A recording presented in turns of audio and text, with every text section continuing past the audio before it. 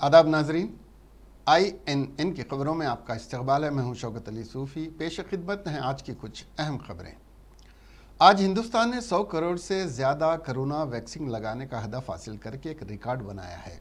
नरेंद्र मोदी की विजनरी क़ियादत और मुसलसिल हौसला अफजाई से, जिसने पूरी दुनिया को नए हिंदुस्तान की बेपनाह सलाहियतों से दोबारा मुतारुफ़ कराया है, दाखिला व कोऑपरेटिव के वजीर ने मुल्क के तमाम साइंसदानों, मुहक्किकीन और सेहत के कारकुनों का इस कामयाबी के हुसूल में उनके ताउन पर शुक्रिया अदा किया।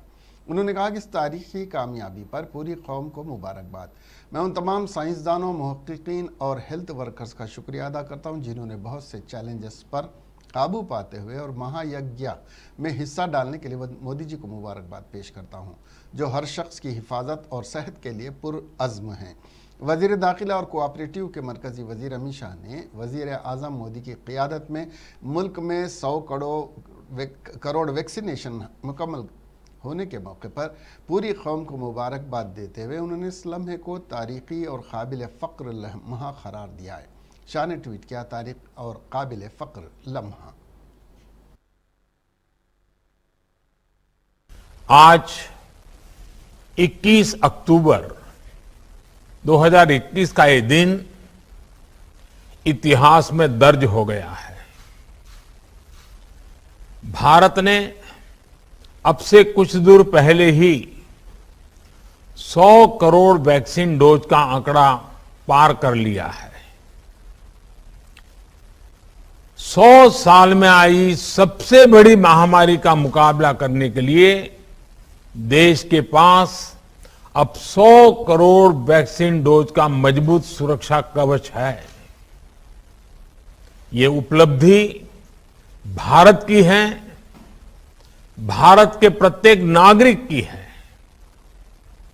मैं देश की वैक्सीन मैन्युफैक्चरिंग कंपनियां, वैक्सीन ट्रांसपोर्टेशन में जुड़े कर्मयोगियां, वैक्सीन लगाने में जुटे हेल्थ सेक्टर के प्रोफेशनल्स, सभी का खुले मन से, हृदय से बहुत बहुत आभार व्यक्त करता हूं। अभी कुछ देर पहले ही मैं राम मनोहर लोहिया हॉस्पिटल में एक वैक्सीन सेंटर से होकर के आया हूं। एक उत्साह है और दायित्व बोध भी है कि हमें मिलकर कोरोना को जल्द से जल्द हराना है। मैं प्रत्येक भारतवासी को बधाई देता हूं। 100 करोड़ वैक्सीन डोज की सफलता प्रत्येक भारतीय को अर्पित करता हूं।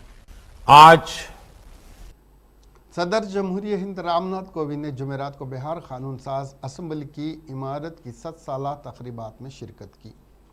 कोविंद ने आला आईनी ओहदे के लिए मुंतखब होने से कबल रियासत के साथ अपनी वाबस्तगी और बिहार में उनकी तकरीबन 2 साला गवर्नरशिप को भी याद किया।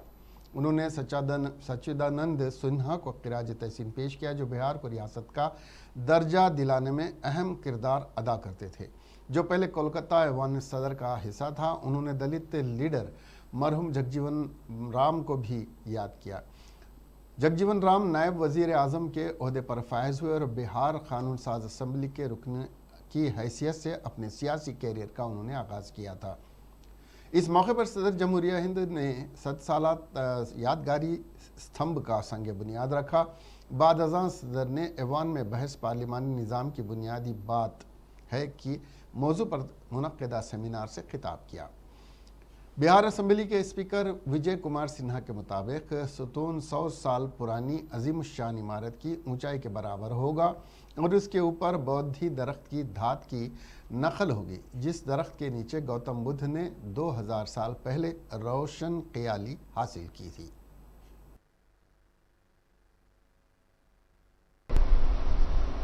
तो मैं अंदर से, हृदय से गदगद महसूस कर रहा था।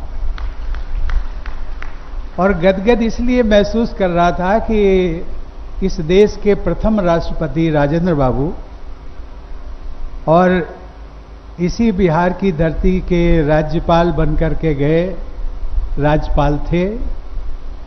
बाद में वो राष्ट्रपति बने, डॉक्टर जाकिर हुसैन साहब। उन्होंने जो विरासत छोड़ी है उस विरासत को आगे बढ़ाने का दायित्व तो मुझे मिला। और सचमुच में जब मैं बिहार आता हूं तो मुझे लगता है कि मैं अपने घर में आया हूं। कभी कभी लोग हमारे सचिवालय में ये सवाल कर देते हैं कि बिहार सरकार का निमंत्रण हो या बिहार का अन्य कोई निमंत्रण हो तो आप कभी टाल मटोल नहीं करते।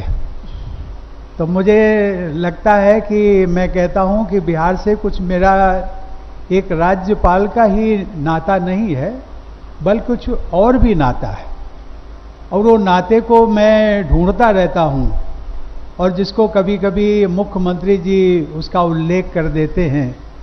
भगवान बुद्ध को जो ज्ञान प्राप्ति यहाँ पर हुई इस धरती पर, और उन्होंने जो एक हम सबको एक पद्धति दी है, विपश्यना पद्धति, उस कार्य में भी मैं थोड़ा बहुत कह सकता हूं कि मेरा योगदान रहा और उसको मुख्यमंत्री जी ने आगे बढ़ाया।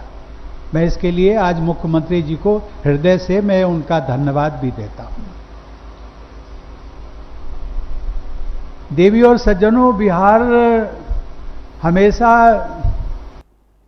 तेलंगाना की गवर्नर तमिलिसाई सौंदरराजन ने अवाम से कहा कि वो जल्द से जल्द किसी गलत फहमी के बगैर वैक्सीन लगवाएं। उन्होंने कहा कि बेशतर मरीज जो आईसीयू में कोविड-19 के साथ दाखिल हुए थे उन्होंने वैक्सीन नहीं ली थी। गवर्नर ने जुमेरात को सनत नगर के ईएसआईसी अस्पताल का मुआयना किया, जहां उन्होंने मुल्क भर में 100 करोड़ वैक्सीन की खुराकों की तकसीम पर खुशी का इजहार किया। उन्होंने कहा कि बहुत से ममालिक वैक्सीन की तकसीम में 100 करोड़ तक पहुंचने की अजीम कामयाबी के लिए भारत की तरफ देखेंगे। उन्होंने कहा कि उन्हें मुल्क में तैयार की जाने वाली वैक्सीन के इंतज़ाम पर फ़ख्र है। तमिलिसाई ने लोगों से यह भी कहा कि वो वैक्सीन के हुसूल के बाद भी मास्क पहनते रहें, हाथ धोएं और समाजी दूरी बरकरार रखें। सौंदरराजन ने वबाई अमराज के दौरान डॉक्टरों, हेल्थ वर्कर्स और सफाई के अमले के कामों को भी सराहा। Not only done in some of the states, even done in some of the countries. Even WHO has alerted the people who are all admitted in the ICU where people who are not administered vaccine. The people, if you take the vaccine, even if you come in contact with the virus and if you are affected by the COVID, there won't be any complications. It will be a mild infection. So I appeal, and nobody have lost their life significantly. They have not lost their life because of taking the vaccination, but they are losing their life due to COVID because of not taking the vaccination. So that message should be conveyed to the people in a proper way. Parents are waiting. Also, from 2 to 8 years, most of the countries have produced vaccine for children who are above 8 years. So for young age, such a age group, we already have invented the vaccine. Chief minister के चंद्रशेखर राव ने जुमेरात को police शोहदा को ख़िराज अक़ीदत पेश किया, जिन्होंने duty के दौरान अपनी जानें कुर्बान की। उन्होंने कहा कि पुलिस शोहदा की खिदमात को कभी फरामोश नहीं किया गया, और उन्होंने पुलिस एहलकारों से कहा कि वो हौसला अफजाई से रहें और अपने आप को ड्यूटी के लिए वक्फ करें। वज़ीर आला ने यह भी याद दिलाया कि हुकूमत शोहदा के ख़ानदानों के लिए हर तरह की मदद फराहम कर रही है। वज़ीर तालीम सविता इंदिरा रेड्डी ने कहा कि इंटरमीडिएट फर्स्ट ईयर के इम्तिहान तेलंगाना में मुनक़्क़द किए जाएंगे। इंटरमीडिएट इम्तिहान के इनेक़ाद पर महकमे तालीम के अहदेदारों के साथ टेली कॉन्फ्रेंस के बाद मिनिस्टर ने मीडिया से बात करते हुए कहा कि हुकूमत तलबा को तकलीफ़ ना पहुँचाने के लिए तमाम इक़दाम करेगी। उन्होंने वाज़ेह किया कि तलबा को इम्तिहान के हाल में जाने की इजाज़त होगी, चाहे वो इम्तिहान के वक्त से 1 घंटा पहले मरकज़ में हाजिर हों। सविता इंदिरा रेड्डी ने कहा कि हुकूमत ने वबाई अमराज की वजह से इंटर फर्स्ट ईयर के तलबा को तरक्की दी थी, और ये पहले ही बताया गया था कि हालात मामूल पर आने पर इम्तिहानात मुनक़्क़िद किए जाएंगे। उसने बात को जारी रखते हुए कहा कि तकरीबन 4 लाख तलबा इम्तिहान लिखने जा रहे हैं। उन्होंने कहा कि कोविड की सूरत हाल को मद्देनज़र रखते हुए इम्तिहानी मराकिज़ को 14 से बढ़ाकर 1750 कर दिया गया है। 1400 से बढ़ाकर 1750 कर दिया गया है। తీసుకోవడం జరిగింది। సెంటర్స్గా తీసుకున్న స్కూల్స్లలో హాఫ్ డే నుండి మధ్యాహ్నం నుండి స్కూల్స్ రన్ చేయడం జరుగుతుంది। అయితే శానిటేషన్ చాలా ఇంపార్టెంట్ కాబట్టి గౌరవ ముఖ్యమంత్రి గారు 2 రోజుల కింద మాట్లాడుతూ కూడా ఎగ్జామ్స్కి వస్తున్న పిల్లలకి శానిటేషన్ జాగ్రత్తలు తీసుకోమని ఆదేశాలు ఇవ్వడం జరిగింది. అదేవిధంగా మెడికల్ అండ్ హెల్త్ డిపార్ట్మెంట్ వాళ్ళు యాక్టివ్గా ఉండాలని చెప్పడం జరిగింది. ప్రతి సెంటర్లో ఒక ఐసోలేషన్ రూమ్ కూడా ఏర్పాటు చేయండి, అది అవసరం పడకపోయినా ఖచ్చితంగా ఏర్పాటు చేయమని చెప్పడం జరిగింది. దాంతోపాటు ఒక 25,000 మంది ఇన్విజిలేటర్స్ పార్టిసిపేట్ చేస్తూ ఉన్నారు. వాళ్ళందరికీ కూడా అంటే ఎగ్జామ్ పరీక్షా కేంద్రంలో ఉన్న సిబ్బంది అందరికీ, ఉద్యోగస్తులందరికీ కూడా వ్యాక్సినేషన్ పూర్తి చేయడం జరిగింది. ఒకవేళ ఎవరైనా చేసుకుని వాళ్ళు ఉంటే ఇమీడియట్గా చేసుకోవాలనేది ఒకటి. స్కూళ్ళల్లో ఏదైతే సెంటర్స్ తీసుకున్నామో రెండు సార్లు కూడా శానిటైజేషన్ చేయాలని కూడా ఆదేశాలు ఇవ్వడం జరిగింది ఒకటి. దాంతోపాటు డ్రింకింగ్ వాటర్ అందుబాటులో పెట్టమని చెప్పడం జరిగింది. స్టూడెంట్స్ వాళ్ళతో పాటు వాటర్ బాటిల్ తెచ్చినా కూడా సెంటర్లకు అలౌ చేయమని చెప్పడం జరుగుతూ ఉంది. తర్వాత సెంటర్ దగ్గరికి వచ్చినాక ఒక 1 అవర్ ముందే పరీక్షా కేంద్రం हाई कोर्ट में इंटरमीडिएट फर्स्ट ईयर के इम्तिहानात को मनसूख करने के लिए एक दरख्वास्त दायर की गई है जो 25 अक्टूबर से मुनक़िद होने वाले हैं उसके खिलाफ थी। दरख्वास्त गुजार ने अदालत से इस्तदुआ की कि पहले से प्रमोट होने वाले तुलबा के इम्तिहानात मुनक़िद न किए जाएँ। दरख्वास्त गुजार के वकील ने अदालत से तमाम तुलबा को पास करते हुए इम्तिहानात मनसूख करने का भी मशवरा दिया। दूसरी तरफ वज़ीर तालीम सविता इंद्रा रेड्डी जुमेरात के रोज़ इंटरमीडिएट फर्स्ट ईयर के इम्तिहानात के इनेकाद पर महकमे तालीम के अहदेदारों के साथ टेली कॉन्फ्रेंस की। तलबा और वालिदैन ने हुकूमत से फर्स्ट ईयर इंटरमीडिएट के इम्तिहानात मनसूख करने का भी मुतालबा किया। माइक्रो ब्लॉगिंग साइट ट्विटर पर पैगाम आ रहे हैं जो हुकूमत से पिछले साल प्रमोट होने वाले तुलबा के इम्तिहानात के इनेकाद के बारे में सवाल कर रहे हैं। तालिब इल्मों ने एक ट्वीट में कहा है कि वो 12वीं क्लास में हैं और दोनों सालों को संभाल नहीं सकते और जनवरी में कई मुसाबकती इम्तिहानात में शिरकत की भी ज़रूरत है। वज़ीर दाखिला मोहम्मद महमूद अली ने गोशा महल में मुनक्कदा योम शहीदान पुलिस को मुखातिब करते हुए पुलिस की खिदमात को खिराज अक़ीदत पेश करते हुए बताया कि समाज में अमन की बरकरारी में पुलिस अहम हिस्सा अदा करती है। उन्होंने बताया कि कोरोना वबा के दौरान हमारी पुलिस ने जो खिदमात अंजाम दी उसे हम कभी फरामोश नहीं कर सकते। उन्होंने बताया कि खिदमात के दौरान कोरोना से मुतासिर होकर हमारी रियासत के 22 पुलिस अहदेदार और 10 होम गार्ड्स की मौत वाक़ई हुई। वज़ीर दाखिला मोहम्मद महमूद अली ने शहीदां पुलिस मार्ग पर फूल मालाएँ पेश की और परेड को सलामी दी। DGP महेंद्र रेड्डी ने भी इस तकरीब को खिताब किया। बाजू शस्त्र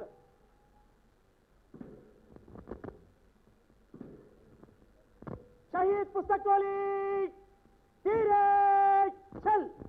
There we have Shaheed Pustak Toli Dheere Chal carrying the Martyrs book. ए मेरे वतन के लोगों जरा आँख में भर लो पानी కోసం మన భద్రత కోసం మన స్వచ్ఛ కోసం ఆనాటి నుంచి ఈనాటి దాకా ఎదురో పోలీసు ప్రాణాలు త్యాగం చేశారు, ఇంకా చేస్తున్నారు. ఆ త్యాగదనులకు మనం అంతా రుణపడి ఉన్నాము.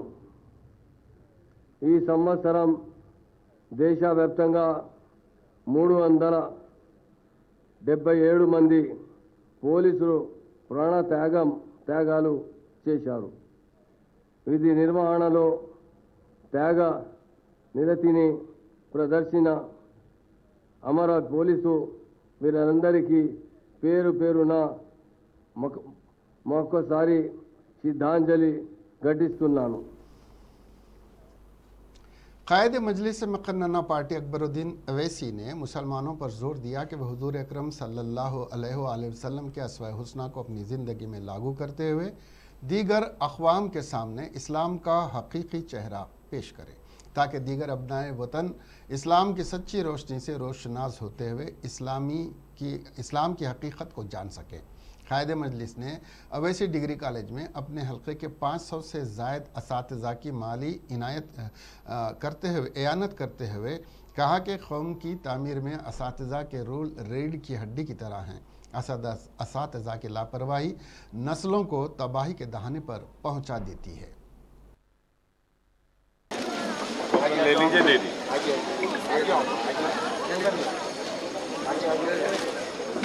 लिफाफा भी पकड़ी, टोकन ले लिया आपसे, ये और ये दोनों ले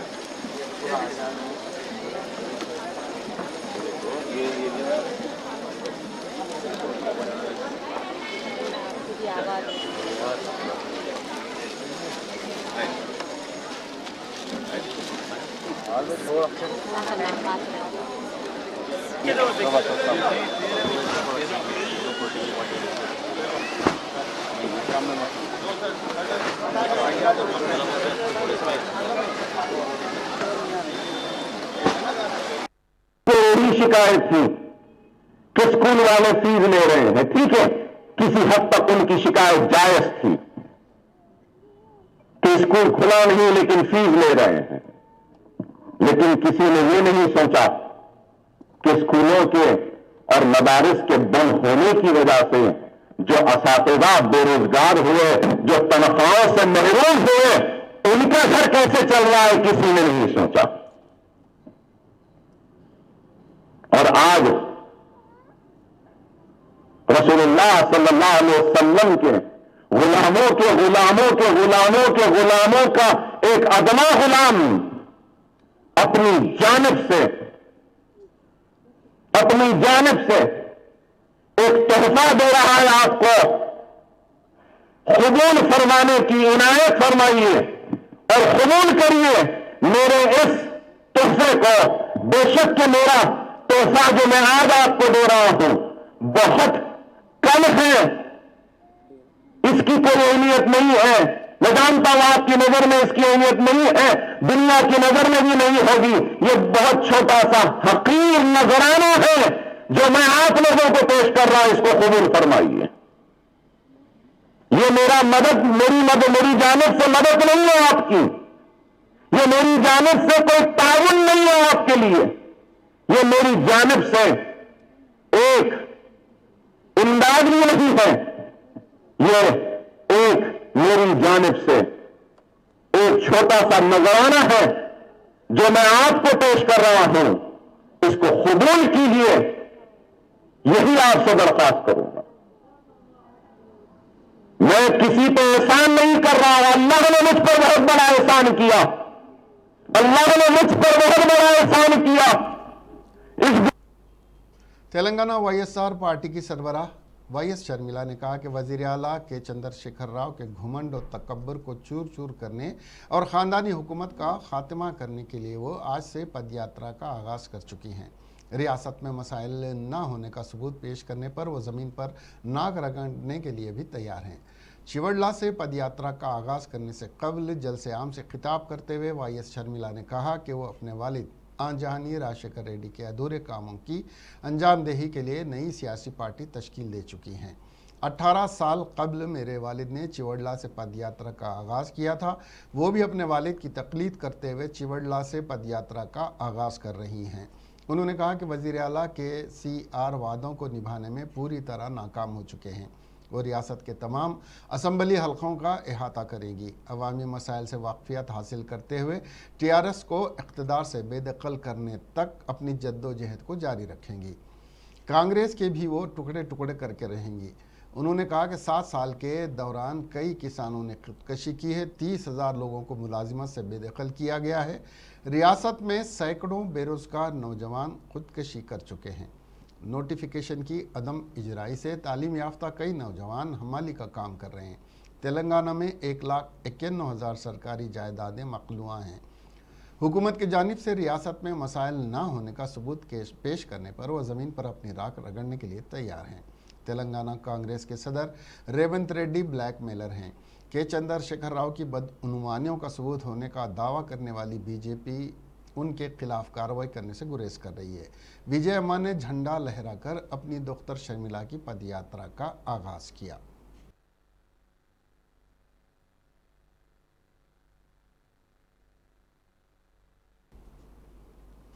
यादाद्री में श्री लक्ष्मी नरसिम्हा स्वामी मंदिर गोपुरम के लिए MLA MLC ताजिरों और माशरे के दीगर तबकात की जानिब से सोने का अतिया देने का सिलसिला जारी है। चीफ मिनिस्टर के चंद्रशेखर राव से मुतासिर होकर जिन्होंने 1 किलो 160 ग्राम सोना अतिया किया, खैराबाद के MLA दानम नागेंदर और MLC तिराचिन्ना रेड्डी ने दोनों ने 1-1 किलो सोना यादाद्री को अतिया दिया है। एक बयान में चिन्नप्पा रेड्डी ने कहा कि वो अपने खानदान और श्रीनी फार्मा ग्रुप कंपनियों की तरफ से सोना अतिया कर रहे हैं। न सिर्फ तेलंगाना से बल्कि पड़ोसी रियासत आंध्र प्रदेश से चंदा वसूल हो रहा है। अनेक सोने की लोग अतिया दे रहे हैं। पीर को YSR कड़पा ज़िले से ZPTC के चेयरपर्सन M जयम्मा ने मंदिर के लिए 1 किलो सोना अतिया किया। हैदराबाद के एक 5 साल लड़के ने भी अपनी अंगूठी मंदिर को अतिया की। सनवीत वीर ने चीफ मिनिस्टर को बताया कि वो मंदिर गोपुरम के लिए अपना हाथ दे रहे हैं।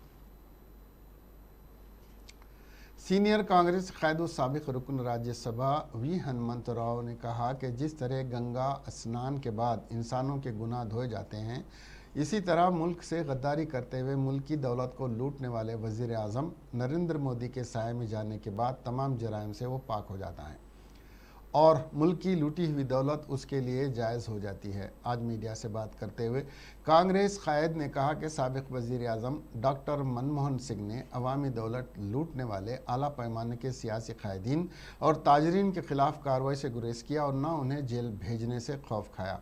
कांग्रेस रिश्वत से पाक हिंदुस्तान अवाम को दिया, मगर बीजेपी ने रिश्वतखोर हिंदुस्तान बना दिया है।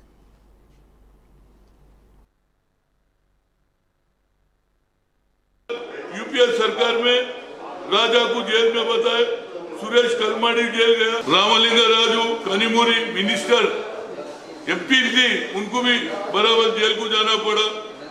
सहारा श्री चले गए, संजय चंद्रा चले गए, विनोद गोयंका गए। आप किसको भिजाए जेल को? कितने लोगों को लाए हिंदुस्तान को? तो इसी वजह से मैं बोल रहा हूं, ये झूठ बात बोलना छोड़ दो।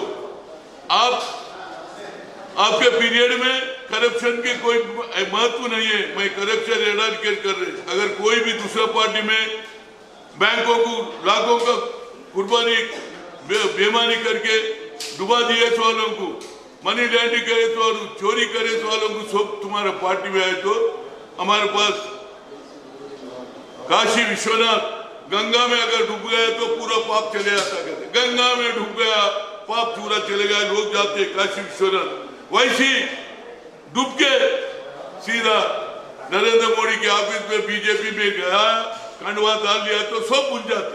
समझ गए? वहां गए तो अच्छा आदमी बनता, यहाँ रहे तो चोर बनता। ये है उनका नीति। और बाकी का मैं कल वहां जा रहा हूं, हुजूराबाद में बात करूंगा। और एक बात, प्रियंका गांधी, जब कभी उत्तर प्रदेश में कोई आदेश हुआ किसानों को 4 लोगों को कार से मार दिया तो नहीं जाने देते। एक आदमी रियासत भर में और बिलखुसूस ग्रेटर हैदराबाद में मुसलसिल बारिश के बाद गुज़िश्ता चंद रोज़ से मौसमी बुखार, मलेरिया, डेंगू और दीगर वबाई अमराज में तेज़ी के साथ इजाफा हो रहा है। रियासत के अजला के अलावा पड़ोसी रियासत कर्नाटक से मरीजों की बड़ी तादाद शहर के अहम सरकारी दवाखानों उस्मानिया, गांधी, नीम्स और फीवर अस्पताल से रुजू हो रहे हैं। ज़राए के मुताबिक इन दवाखानों में रोज़ाना 2 से 3 हज़ार मरीज़ आउट पेशेंट की हैसियत से अपना इलाज करवा रहे हैं। इसके अलावा शहर में क़ायम करदा बस्ती दवाखानों के हर बस्ती दवाखाने से रोज़ाना 400 से 500 मरीज़ रुजू हो रहे हैं। तर्जुमान प्रदेश कांग्रेस कमेटी के सुजाता YSR तेलंगाना पार्टी के सरबराह YS शर्मिला से सवाल किया कि उनके भाई वज़ीर आला आंध्र प्रदेश YS जगन मोहन रेड्डी ने 40,000 करोड़ का स्काम किया और 1 साल जेल में रहे। वो इस सिलसिले में आवाम से वजाहत करें। सदर TPCC A रेवंत रेड्डी पर उंगली उठाने का शर्मिला को कोई हक नहीं है। सुजाता आज मीडिया से बात करते हुए कहा कि साबिक़ वज़ीर आला आंजहानी डॉक्टर YS राजशेखर रेड्डी कांग्रेस का असासा हैं। कांग्रेस पार्टी ने उन्हें वज़ीर आला बनाया और उन्होंने कांग्रेस के मंशूर के मुताबिक फलाही स्कीमात पर अमलावरी की है। इन स्कीमात को YS शर्मिला अपनी ख़ानदानी स्कीमात ज़ाहिर करने की नाकाम कोशिश कर रही है, जिसका उन्हें हक हासिल नहीं है। शहर हैदराबाद में मोटरसाइकिल पर पीछे बैठने वालों के लिए भी हेलमेट के इस्तेमाल को यकीनी बनाने के लिए सख्त इक़दाम किए जा रहे हैं। उन क़वायद पर अमल ना करने वालों के ख़िलाफ़ सख्त कार्रवाई की जा रही है और ऐसी गाड़ी सवारों को चालाना आयद किए जा रहे हैं। उसी तरह गाड़ी चलाने और गाड़ी पर बैठने वाले दोनों के लिए मास्क भी लाजमी है। अगर कोई ऐसा नहीं करता है तो उससे ट्रैफिक और लॉ एंड ऑर्डर पुलिस की जानिब से 1000 रुपये जुर्माना आयद किया जा रहा है। आंध्र प्रदेश हुकूमत ने कोविड ड्यूटी के दौरान मरने वालों के लवाहकीन को 10 लाख रुपए के चेक हवाले किए हैं। Chief minister YS. जगन मोहन रेड्डी ने जुमेरात को विजयवाड़ा के इंदिरा गांधी म्यूनसिपल स्टेडियम में मुनक्किदा पुलिस शोहदा की तकरीब के एक हिस्से के तौर पर हर शहीद के अहले खाना को 10 लाख रुपए का चेक दिया। चीफ मिनिस्टर जगन मोहन ने जो पुलिस शोहदा की याद के दिन की तकरीब में मौजूद थे ने पहले पुलिस की सलामी हासिल की। बाद में चीफ मिनिस्टर वाई.एस. जगन मोहन रेड्डी, वज़ीर दाखिला मेकाटोती सुचरिता और सेक्रेटरी ऑफ स्टेट ने शहीद पुलिस अहलकारों को क़िराद अक़ीदत पेश किया। इस मौके पर सीएम वाई.एस. जगन मोहन रेड्डी ने एपी हुकूमत की जानिब से कोविड ड्यूटी में मरने वालों के लवाहकीन को 10 लाख रुपए के चेक दिए।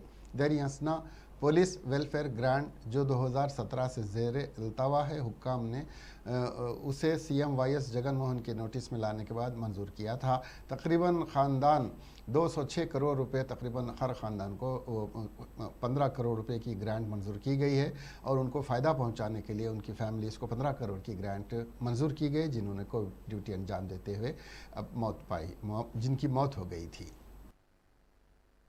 బాబు గారు వారి భార్య నిర్మల గారు ఈ రోజున గ్రాంట్ సంరక్షణ కోసం మహిళా మిత్ర, సైబర్ మిత్ర ఈ కార్యక్రమాలను వార్డు స్థాయికి, గ్రామ స్థాయి లెవెల్లోకి కూడా తీసుకొని పోయాం. మహిళా హోంమంత్రి ఆధ్వర్యంలో పటిష్టంగా అమలు చేస్తూ ఉన్న ఈ రక్షణ చర్యలకు జాతీయ స్థాయిలో కూడా ప్రశంసలు, పురస్కారాలు కూడా లభించాయని కూడా ఈ సందర్భంగా సగర్వంగా కూడా తెలియచేస్తా ఉన్నాను.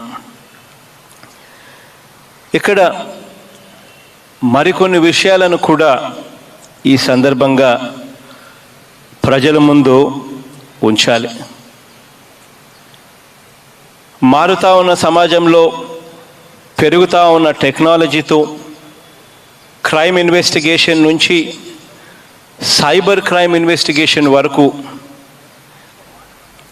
పోలీసులు तेलुगुदेशम पार्टी के सरबराह चंद्रबाबू नायडू ने जुमेरात को कहा कि तेलुगुदेशम पार्टी के दफ्तर पर एक मनसूबाबंदी के मुताबिक हमला किया गया और कहा गया कि आंध्र प्रदेश में अमन व अमान नाकाम हो चुका है। नायडू ने टीडीपी के दफातर पर हमले के खिलाफ टीडीपी ऑफिस में 36 घंटे की दीक्षा शुरू करने के बाद ये बात कही। नायडू ने तेलुगुदेशम रहनुमाओं के खिलाफ दर्ज मुकदमात पर नाराज़गी का इजहार किया। चंद्रबाबू नायडू ने पूछा कि एक ऑफिसर पार्टी दफ्तर में बगैर इजाज़त क्यों आया है और सवाल किया है कि क्या कोई भी पेशगी इजाज़त के बगैर डीजीपी दफ्तर जा सकता है। वो कत्ल की कोशिश के मुकदमे के तहत टीडीपी रहनुमाओं के खिलाफ मुकदमा दर्ज करने पर नाराज़ थे। चंद्रबाबू नायडू ने कहा कि उन्होंने मंगल की शाम 5:30 बजे डीजीपी को फ़ोन किया कि पार्टी दफ्तर पर हमला होने वाला है, लेकिन कॉल नहीं उठाई गई। उन्होंने ये भी कहा कि फ़ोन करने के बावजूद पुलिस के दीगर आला अफसरान की तरफ से कोई जवाब नहीं आया और उसी लिए फौरी तौर पर गवर्नर को फ़ोन किया और शिकायत की कि रियासत भर में टीडीपी के दफातर और रहनुमाओं को बैक वक्त निशाना बनाया जा रहा है। टीडीपी के कौमी सदर ने कहा था कि उन्होंने मरकज़ी वज़ीर दाखिला अमित शाह पर जोर दिया है कि वो पुलिस और हुकूमत की जानिब से टीडीपी दफातर पर हमले पर फौरी जवाब दें। उन्होंने उसे अवाम और जमहूरियत पर हमला करार दिया। चंद्रबाबू नायडू ने मजीद कहा कि पुलिस के लिए इन लोगों के करीब रहना अच्छा नहीं है जिन्होंने टीडीपी पार्टी दफ्तर और रहनुमा पर हमला किया। नायडू ने कहा कि हम हुकूमत की अवाम दुश्मन पॉलिसियों के खिलाफ लड़ रहे हैं। మూసేసి ఇంటికి పోండి. మీరు నేను ముఖ్యమంత్రిగా పనిచేశా. 22 సంవత్సరాలు మన రాష్ట్రంలో అధికారంలో తెలుగుదేశం పార్టీ ఉంది. సామాన్య ప్రజానీకం కానీ ప్రతిపక్షం కానీ ఎవరికి नारकोटिक्स कंट्रोल ब्यूरो की एक टीम ने तहकीकात के लिए मुंबई में अदाकार शाहरुख खान के घर छापा मारा है। इस कार्रवाई का ताल्लुक शाहरुख खान के बेटे आर्यन खान केस से है, जो मंशियात के एक मामले में ज़ेर हिरासत हैं।